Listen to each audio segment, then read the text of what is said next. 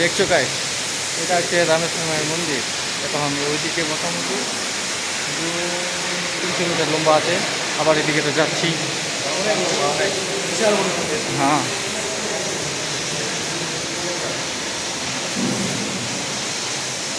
এটা আমাদের রামেশ্বরমের মন্দির।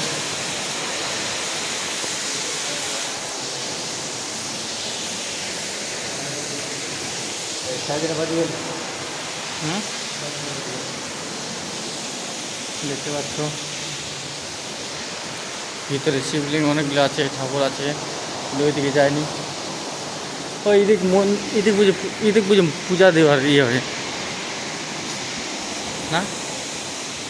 ওই দাদা,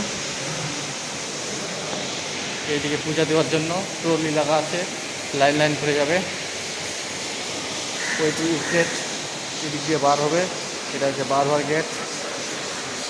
আমরা এই দিক থেকে আসলাম রামেশ্বরমের। এগুলো হচ্ছে রাস্তার গেট, আর ভিতরে যাওয়া যাবে।